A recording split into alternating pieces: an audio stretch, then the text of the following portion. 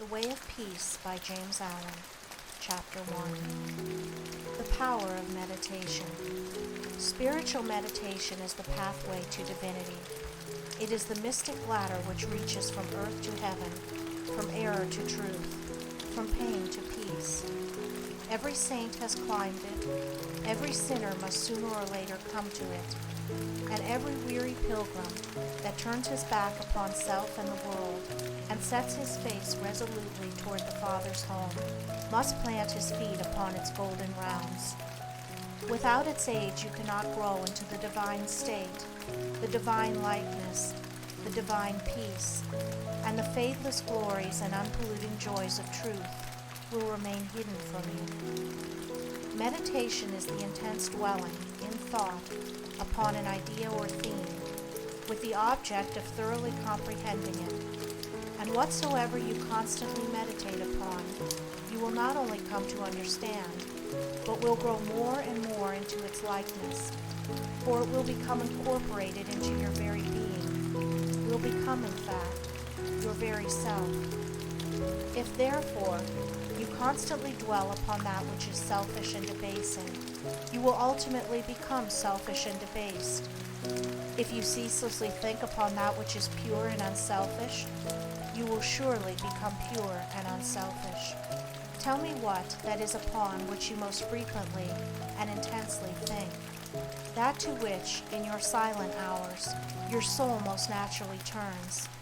And I will tell you to what place of pain or peace you are traveling, and whether you are growing into the likeness of the divine or the bestial. There is an unavoidable tendency to become literally the embodiment of that quality upon which one most constantly thinks. Let therefore the object of your meditation be above and not below, so that every time you revert to it in thought, you will be lifted up. Let it be pure and unmixed with any selfish element. So shall your heart become purified and drawn nearer to truth, and not defiled and dragged more hopelessly into error. Meditation, in the spiritual sense in which I am now using it, is the secret of all growth in spiritual life and knowledge. Every prophet, sage, and savior became such by the power of meditation. Buddha meditated upon the truth until he could say, I am the truth. Jesus brooded upon the divine immanence until at last he could declare, I and my Father are one. Meditation centered upon divine realities is the very essence and soul of prayer. It is the silent reaching of the soul toward the eternal.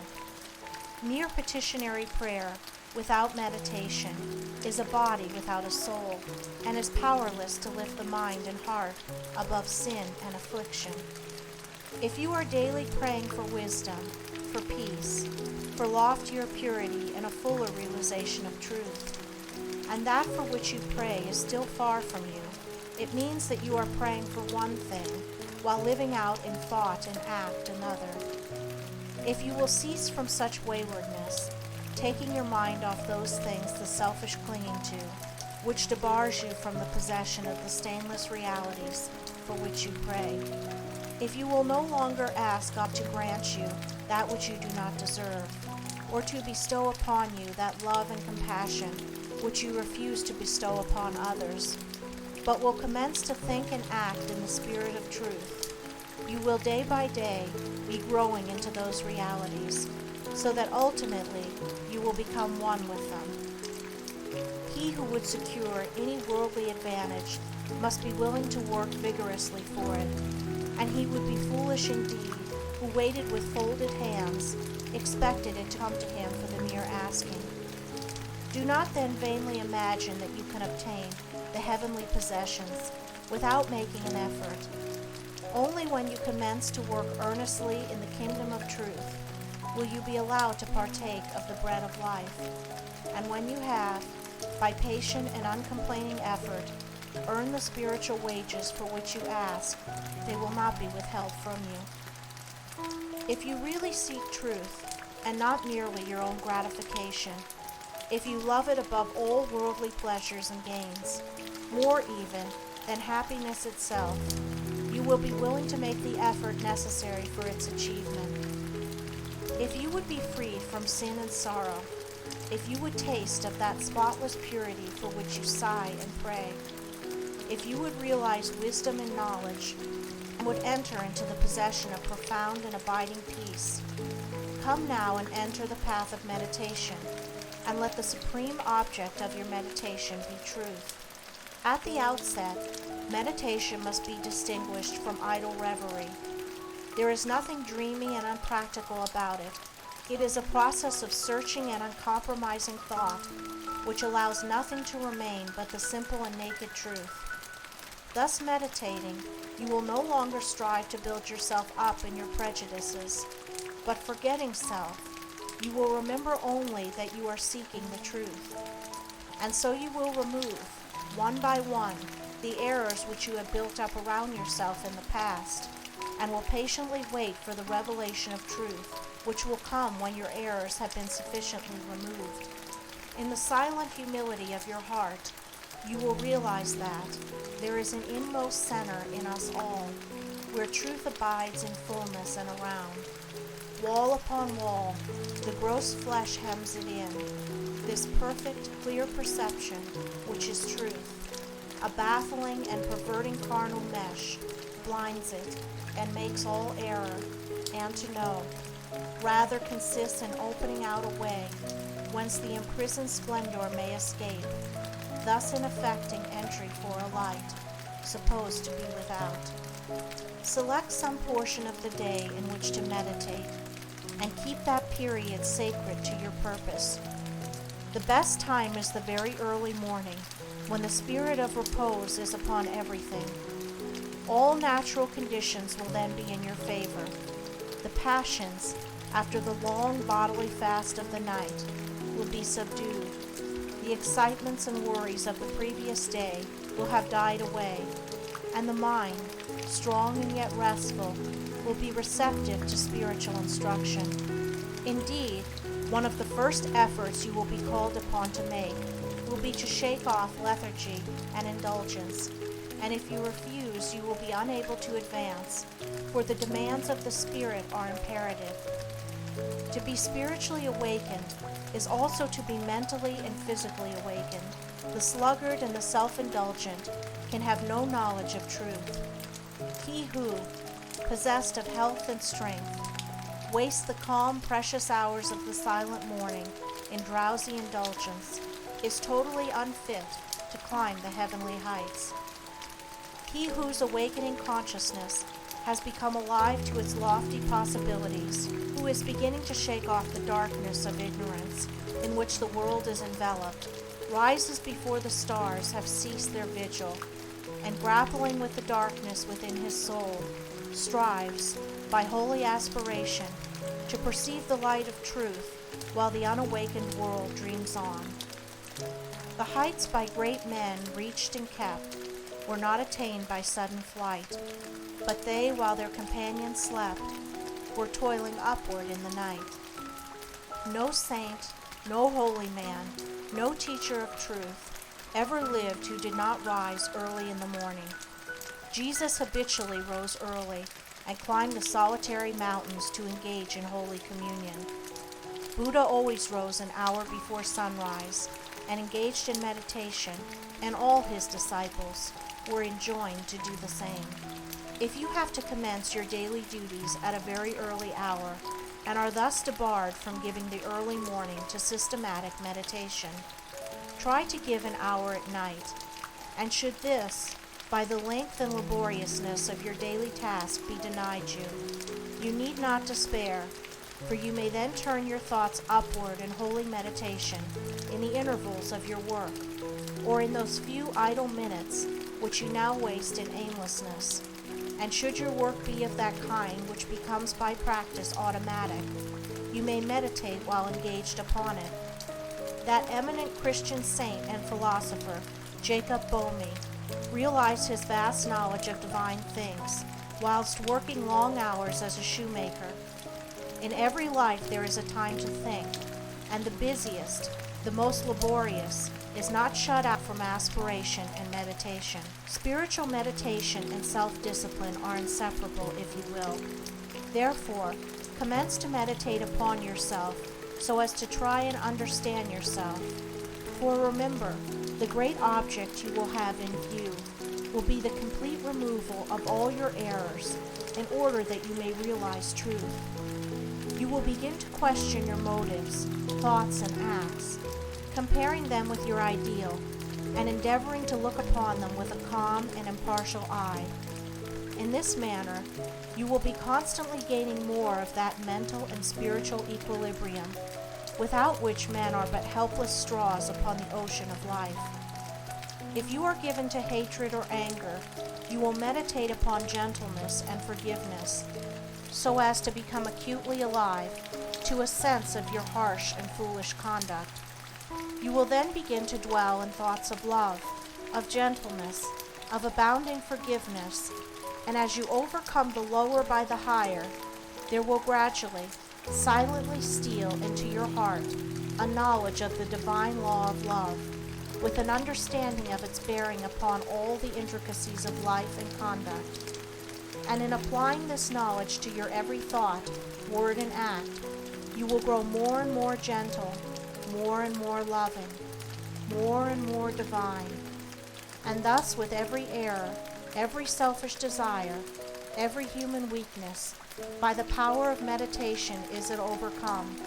And as each sin, each error is thrust out, a fuller and clearer measure of the light of truth illuminates the pilgrim soul.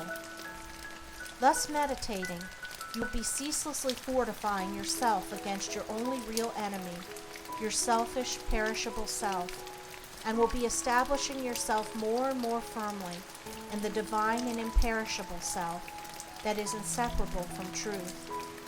The direct outcome of your meditations will be a calm spiritual strength, which will be your stay and resting place in the struggle of life.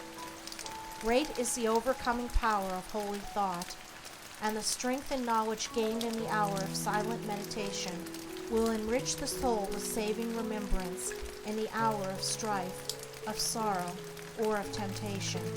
As, by the power of meditation, you grow in wisdom, you will relinquish more and more your selfish desires, which are fickle, impermanent, and productive of sorrow and pain, and will take your stand with increasing steadfastness and trust upon unchangeable principles, and will realize heavenly rest.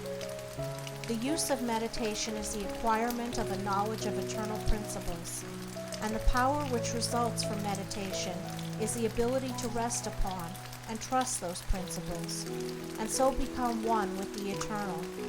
The end of meditation is, therefore, direct knowledge of truth, God, and the realization of divine and profound peace. Let your meditations take their rise from the ethical ground which you now occupy. Remember that you are to grow into truth by steady perseverance. If you are an Orthodox Christian, meditate ceaselessly upon the spotless purity and divine excellence of the character of Jesus, and apply his every precept to your inner life and outward conduct, so as to approximate more and more toward his perfection. Do not be as those religious ones who, refusing to meditate upon the law of truth and to put into practice the precepts given to them by their master, are content to formally worship, to cling to their particular creeds, and to continue the ceaseless round of sin and suffering. Strive to rise, by the power of meditation, above all selfish clinging to partial gods or party creeds, above dead formalities and lifeless ignorance. Thus walking the highway of wisdom, with mind fixed upon the spotless truth, you shall know no halting place, short of the realization of truth. He who earnestly meditates first perceives a truth, as it were, afar off, and then realizes it by daily practice. It is only the doer of the word of truth that can know the doctrine of truth. For though by pure thought the truth is perceived, it is only actualized by practice.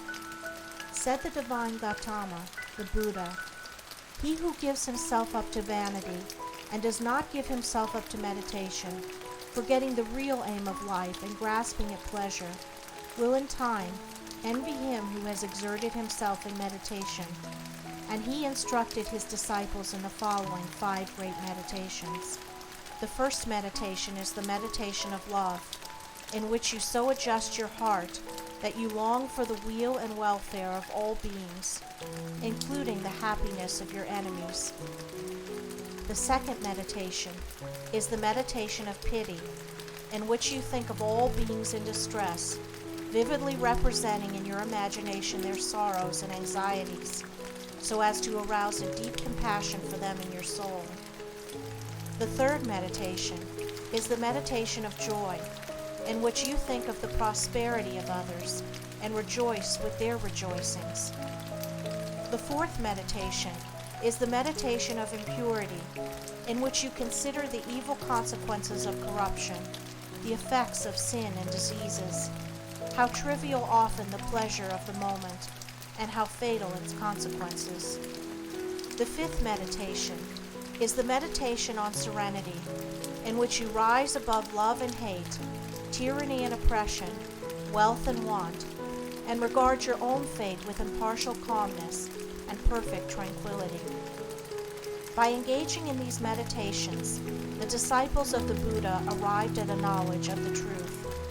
But whether you engage in these particular meditations or not matters little, so long as your object is truth, so long as you hunger and thirst for all that righteousness, which is a holy heart and a blameless life. In your meditations, therefore, let your heart grow and expand with ever-broadening love, until freed from all hatred and passion and condemnation, it embraces the whole universe with thoughtful tenderness. As the flower opens its petals to receive the morning light, so open your soul more and more to the glorious light of truth. Soar upward upon the wings of aspiration, be fearless, and believe in the loftiest possibilities. Believe that a life of absolute meekness is possible.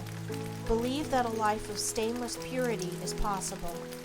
Believe that a life of perfect holiness is possible. Believe that the realization of the highest truth is possible. He who so believes climbs rapidly the heavenly hills, whilst the unbelievers continue to grope darkly and painfully in the fog-bound valleys. So believing, so aspiring, so meditating, divinely sweet and beautiful will be your spiritual experiences, and glorious the revelations that will enrapture your inward vision. As you realize the divine love, the divine justice, the divine purity, and the perfect law of good or God, great will be your bliss and deep your peace. Old things will pass away, and all things will become new. The veil of the material universe, so dense and impenetrable to the eye of error, so thin and gauzy to the eye of truth, will be lifted, and the spiritual universe will be revealed. Time will cease, and you will live only in eternity. Change and mortality will no more cause you anxiety and sorrow, for you will become established in the unchangeable, and will dwell in the very heart of immortality. Star of wisdom, star that of the birth of Vishnu, birth of Krishna, Buddha, Jesus, told the wise ones, heavenward looking, waiting, watching for thy gleaming, in the darkness of the nighttime, in the starless gloom of midnight, shining herald of the coming, of the kingdom of the righteous, teller of the mystic story, of the lowly birth of Godhead, in the stable of the passions, in the manger of the mind soul, silent singer of the secret, of compassion deep and holy, to the heart with sorrow burdened, to the soul with waiting weary, star of all surpassing brightness, thou again dost deck the midnight, thou again dost cheer the wise ones, watching in the creedal darkness, weary of the endless battle with the grinding blades of error, tired of lifeless, useless idols, of the dead forms of religions, spent with watching for thy shining. Thou hast ended their despairing. Thou hast lighted up their pathway. Thou hast brought again the old truths to the hearts of all thy watchers. To the souls of them that love thee, thou dost speak of joy and gladness, of the peace that comes of sorrow. Blessed are they that can see thee, weary wanderers in the night time.